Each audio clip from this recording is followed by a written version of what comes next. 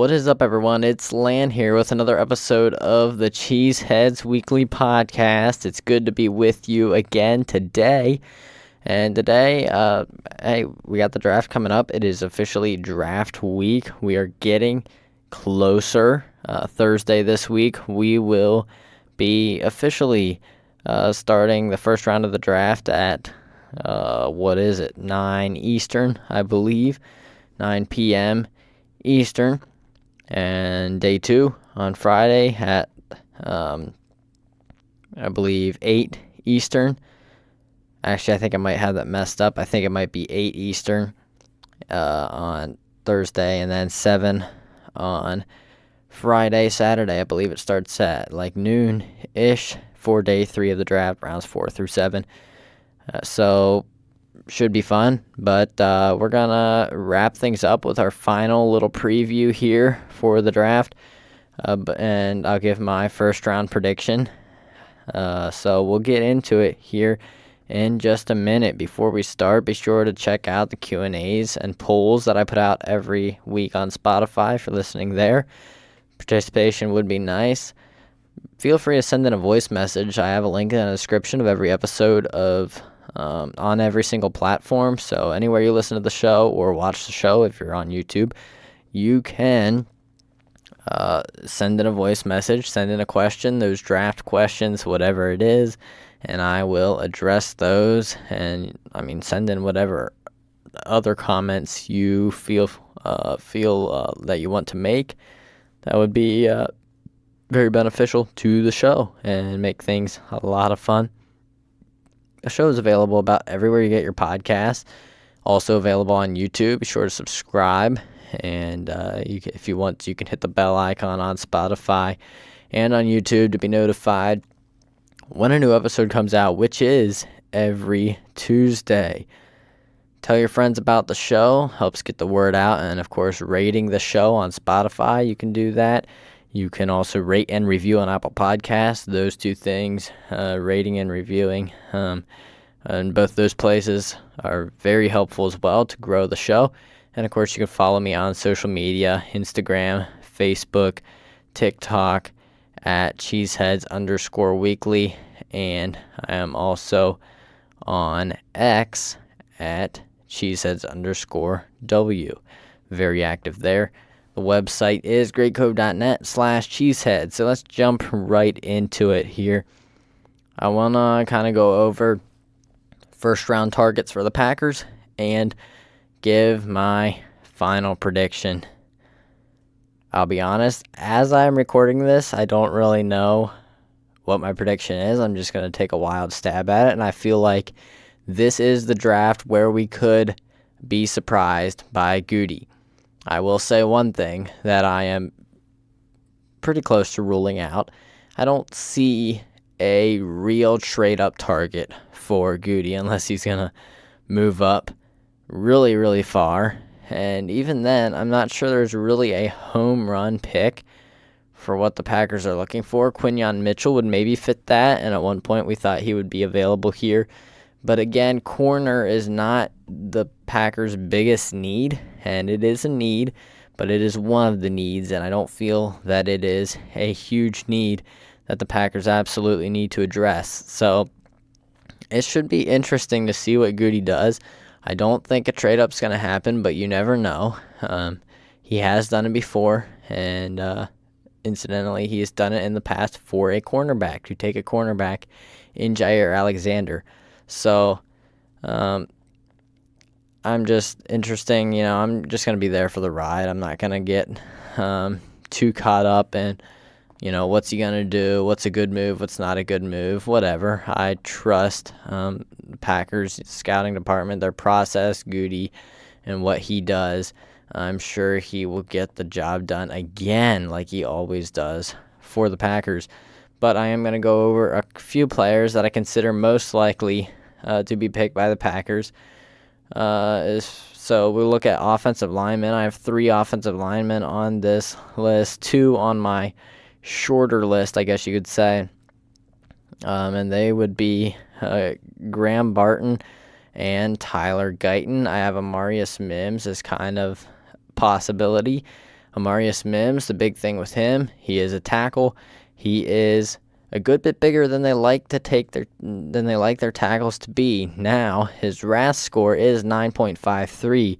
Very good athleticism for a big man at tackle, and I think perhaps that would make him an intriguing option for the Packers.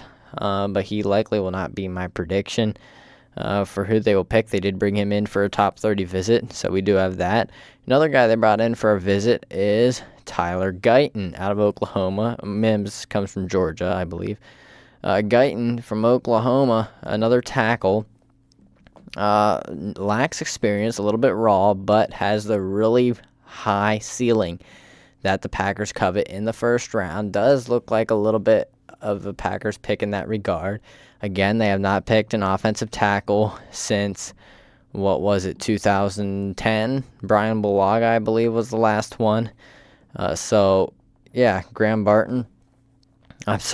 Guyton. Who knows? Maybe he could be the guy. Not sure. I have not scouted him very much at all, but he does have a RAS score of 9.62, which is certainly good enough for the Packers in the first round. And again, has the high ceiling, lacks some starting experience, but has all the tools, the traits, the athleticism, everything that you look for, that the Packers look for in a prospect in the first round. I did mention Graham Barton. I talked a little bit more about him in the last episode. Be sure to check that out. Had that discussion and also talked about Cooper DeJean as well. But Graham Barton, the big hang up with him, I guess, is the lack of being a player at a premium position. He did play tackle a bunch in college, but has those shorter arms and seems to project best as either a center or a guard in the NFL, despite being extremely athletic. 9.99 RAS score at the tackle position, so very much athletic enough to play tackle, but not really sure he does project well as a tackle. Certainly could be a good tackle. Doesn't exactly project well there, and likely will be an offensive guard with, the versatility to be a serviceable offensive tackle. Cooper DeJean, I talked about him a little bit last episode.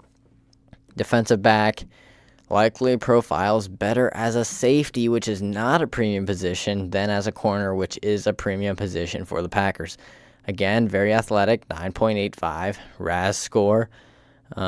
So certainly could happen, and probably the most mocked guy to the Packers. I just don't know if the premium position stuff will make him a little less attractive to the Packers, despite a big need at safety. And then we have Johnny Newton on my short list here. Interior defensive lineman, did not test, so does not have a RAS score. Some people think maybe he wouldn't test well, which certainly is a question mark. It depends on what the Packers think about him. Again, defensive line is not a huge need, and it's fair to wonder who they would be able to keep on the 53-man roster if they drafted a high-end guy like this. Would they be able to keep Colby Wooden on the practice squad, or would they keep an extra guy on the 53? It's really hard to tell, but at this point, I don't think the Packers are ready to just get rid of Colby Wooden, and if they released him, would he make it back to them on their practice squad? He was a 4th-round pick last year for them. It's tough to tell, and I don't think Carl Brooks is going anywhere based on his performance at the end of last season. So we'll see what happens. Goody likes competition, so certainly not without the realm, out of the realm of possibility. But again, the lack of testing does put another question mark there for Johnny Newton, or Jajon Newton. Amarius Mims, I did talk about him. Chop Robinson, edge rusher out of Penn State. Again, hyper athletic, 9.79. A little bit smaller than the Packers would like at edge, I believe. And Goody did say recently that he would prefer to not get small at edge rusher, but if Chop is there, perhaps the premium position. They've drafted lots of pass rushers in the first round. Back last year, they took Lucas Van Ness, so we'll see what happens there. It's possible that could happen, but again, a little bit light at the position, probably for what the Packers would like to take. And then I have cornerback Kool-Aid McKinstry. I put in guys that I thought would be available at 25. He seems like he would be coming off a Jones fracture in his foot, coming off of surgery to repair that. He did run a 40-yard dash, tested on that broken foot, and ran a 4.47, which is pretty impressive with a broken foot. Again, did not even know at the time that his foot was broken or fractured. Put up a 7.54 RAS score, and that is the biggest hang-up with him, is that he's not really that athletic, and from what I've heard, it does show up a little bit on tape. So it's fair to wonder, was the foot impeding him? Plus, are the Packers going to be concerned by the injury and not want to pick him because of that as well? Certainly big question marks around him as well. But again, a pretty high-level prospect other than those concerns at cornerback. So let's narrow this down. I'm going to make my prediction now. I think I know who it is, and it's the guy I probably originally was thinking. I thought very much about Tyler Guyton just because he's at that premium position. He fits just about all the categories that the Packers like. The only problem is offensive tackle is not a huge position of need, and they have not drafted an offensive tackle in the first round for a while. I don't really see the need for them to do that here. Graham Barton, again, premium position. Johnny Newton, a little bit cause for concern with the lack of testing. And Mims, a little large for what they tend to like at tackle, which makes Tyler Guyton a better option there.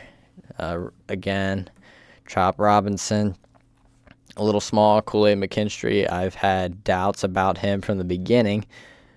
I am going to go with Cooper DeJean, and the most mocked guy of the Packers. I just think his combination of hitting many of those thresholds, including the athleticism, the young age, the big school. They just drafted a guy in the first round, Lucas Van Ness, from Iowa last year at pass rusher. Potential to possibly play a premium position. We don't know. He likely profiles best as a safety or slot corner, like I said. But he fills a big need, especially if he's playing safety. That's a big need for the Packers, and immediately adds competition in the cornerback room as well.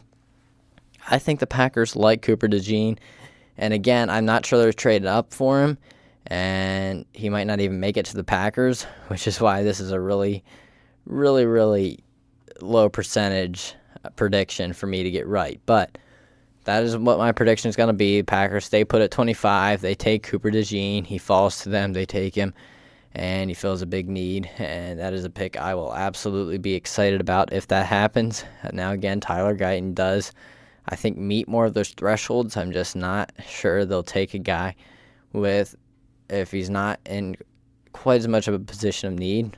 Perhaps they trade down out of the first round, or at least down lower in the first round, acquire more picks on day 2, where I think a lot of the real players they would like at need positions could be like linebacker and safety. But again, the Packers have shown that they like to pick best player available. I mean, they took Jordan Love when they didn't really need a quarterback. Certainly looks like a good move now, but back then a lot of people criticized the Packers for that when they still had Aaron Rodgers, who was, winning MVPs. Actually at that point he was not winning MVPs. He started after they drafted Jordan Love. Got that chip on his shoulder a little bit. But yeah, it's tough to tell. Packers do like best player available. Gutekunst has talked about that as well. He likes to do that. But according to Gutekunst, their draft board is pretty much set in stone. They're not going to be moving guys up and down. They are basically ready for the draft. And I'm really excited for it. So that's my first round prediction. Now we're going to keep this episode short, but I am going to quickly go over do a few fun exercises, like what happens if the Packers, for some reason, go way, way, way off script. They don't even have a need at wide receiver, and even when they did have a need, they never drafted one in the first round. But if they did, who could they take? Well, Brian Thomas Jr. has been a guy that Packers fans have salivated over in mock drafts before. He's likely going to be gone by 25. All signs point to him being gone by 25, so I'll leave him off the list here. Guys that seem to be available around that time: Adonai Mitchell out of Texas, Troy Franklin out of Oregon, Ladd McConkey out of Georgia, Keon Coleman out of Florida State. Those type of guys seem to be the guys around at that point. I really like Troy Franklin. I've scouted these guys for Dynasty Fantasy Football. Really like Troy Franklin. Really like Ladd McConkey. McConkey could be a really great slot guy, a little smaller, but really great with the speed and agility. Has a potential to be a really great route runner, really good quickness, and could be good as a returner as well. Troy Franklin, really unique build, has some speed. Reminds me a little bit of Valdez-Scantling, except I think he has better hands, and it's just a little better overall, more well-rounded. I think he can run routes and do more than just get open deep. He looks very smooth and is very good at getting open against zone defense, creating that space, which is something I really like about him. Keon Coleman, not a huge fan of, and doesn't have a ton of agility. He's got good top speed, good jumping ability, good catching, and other than that, he's very raw. Not a huge fan of him overall as far as just chances to pan out in the NFL. But Adonai Mitchell, again, not a huge fan of him either. Just didn't show it a lot in college, and just kind of didn't attack the ball, didn't show a ton of effort, and Packers definitely value that, so don't think he'd be a pick. Again, I don't think any of these guys would be a pick, but if I had to guess, Packers would like someone maybe more Troy Franklin, Ladd McConkey. They'd maybe like Coleman just because he has good size and meets all their thresholds likely for that, and could turn into something. McConkey and Franklin might both be a little bit small, especially weight-wise. Franklin has pretty good height. But, yeah, that's my my thoughts there. Adonai Mitchell would probably meet their size thresholds as well. I just don't really like him either.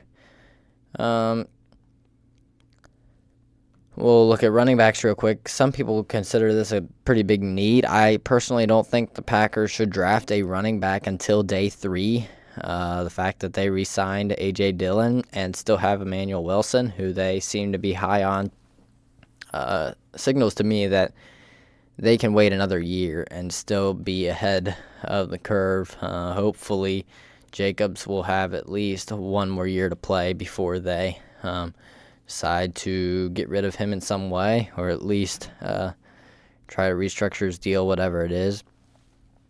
Number 1 on most people's boards is Jonathan Brooks out of Texas. He looks like he has the potential to be an RB1 in the NFL.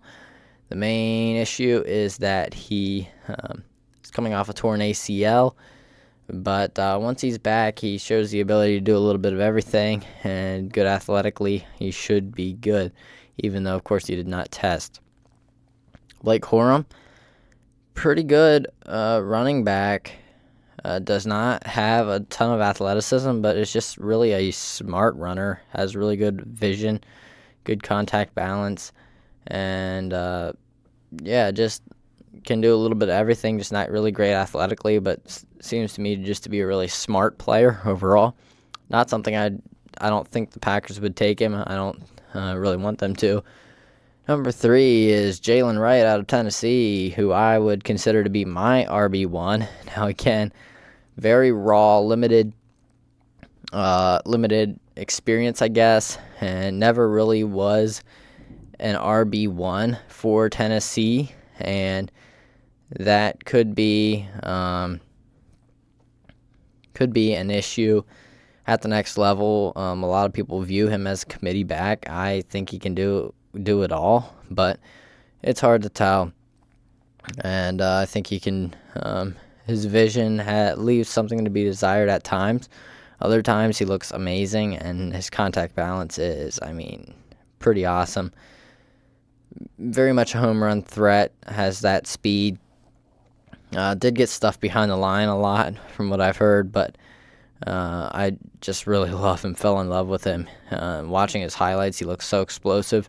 And for being a Packers fan that's used to watching Jones, you like to see explosiveness. So I have him number 1, at least in my dynasty rankings. Perhaps maybe not the best guy for a team, but I think he can catch passes too. So you never know. Number 4 is Trey Benson.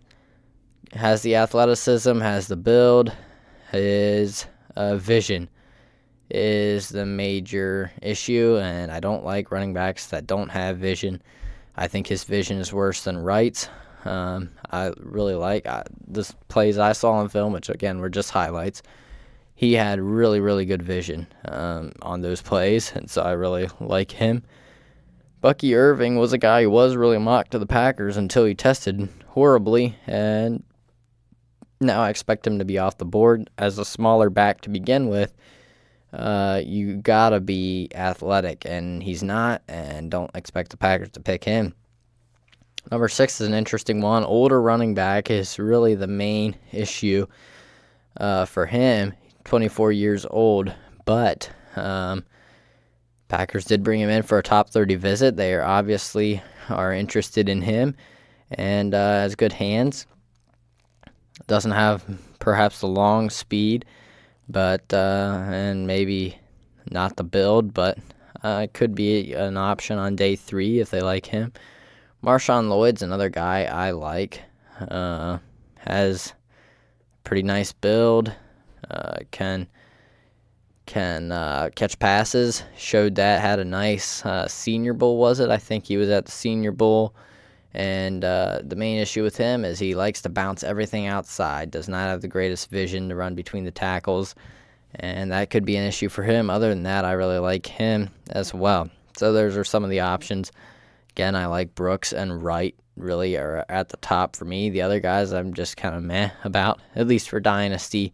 For the Packers, I wouldn't be opposed to a guy like Ray Davis. I just don't like him in Dynasty because of the age, and that's the main reason why I scouted these guys. Blake Corum, not a huge fan of just because of the lack of athleticism, and I'm guessing that would be a sticking point for the Packers as well. But again, smart runner, good vision, definitely a plus when you're going to the NFL as a running back. And just real quickly, tight end and quarterback, I think they're pretty set. Not sure they'll draft any of these guys. I think the most likely of all these positions that I have not mentioned yet for the Packers, they'll probably pick a running back, possibly a wide receiver, tight end and quarterback. I think they might pick a quarterback in the late rounds. They absolutely do not have to. I think Clifford's shown enough, and from what the Packers say, at least, he seems to be the guy to back up Jordan Love, at least for now. Packers, or Goody did say that he wants to get back to drafting and developing quarterbacks, so it's possible they pick one up day 3, 6th or 7th round. Who knows? And tight end, you never know. You could always use another tight end, but they seem pretty set. Top 4 tight ends look really good, and they did bring back Tyler Davis as well. So they'll probably pick a running back, then wide receiver, then tight end. Then quarterback, then tight end is kind of how I rank those. As far as quarterbacks, they did bring in one for a top 30 visit. Gavin Hardison out of UTEP. So Don't know anything about him. He's perhaps an undrafted free agent type guy, and that's possibly the direction they go, rather than drafting a quarterback. Other options would be, on the high end, Joe Milton. On day 3, you could probably get him, but he'd probably be more like 4th or 5th round. Has a ton of tools. Is very, very, very raw, and reminds me a lot of Malik Willis for the Titans, who has not panned out, but certainly is possible. Has all the athletic traits and elite arm strength. Very fun to watch him throw the ball. But again, I don't think it'll happen. I don't think they're going to want to waste that high of a draft pick on a quarterback when they seem pretty set in their top 2. Another option for them, perhaps Devin Leary. I think they might have met with him or talked to him at the Combine or his pro day or something. He could be an option in the later rounds, as well as Sam Hartman out of Notre Dame. So you can keep an eye on some of that on day 3. Keep an eye for them to pick another quarterback, perhaps late day 3, or maybe they go the undrafted free agent route. That's certainly possible as well. And then tight end, don't think they're going to draft a tight end. I'm not sure why they would, but if they did, Ben Sinnott out of Kansas State is a guy I like. Day 2 or day 3. And then later day 3 likely is Tip Ryman out of Illinois. Good blocking tight end, or is known to be that. Perhaps not a pass catcher, but I think they're pretty set there with Tucker Kraft and Luke Musgrave. You can use a blocking tight end every now and then, but they do have Ben Sims as well and Tyler Davis. So we'll see. I don't really expect them to draft them, but those are 2 guys I'll just throw out there. That is about it. Excited for the draft. Should be a lot of fun. I'm ready to just get there and be done scouting and just get to the draft and be able to watch it happen and be surprised if I'm surprised and be like, oh, yeah, that makes sense. Yeah, so should be fun. I feel very less sure of my prediction this year than I did last year, but I think it would be cool to pair the Iowa teammates, Van Ness and DeJean. That would be pretty cool. And we've already seen them doing a workout this offseason, so I think it would be really fun to have them paired up. But again, I really do not know what's going to happen in the first round, which is going to make it so much better, so much more fun to watch. All right, that will do it for me today. Thanks for listening, everybody. Be sure to be ready. Draft night this Thursday. Should be a lot of fun, and yeah, I'm really excited. But yeah, that is all for me. Thanks for listening, and go Pack Go.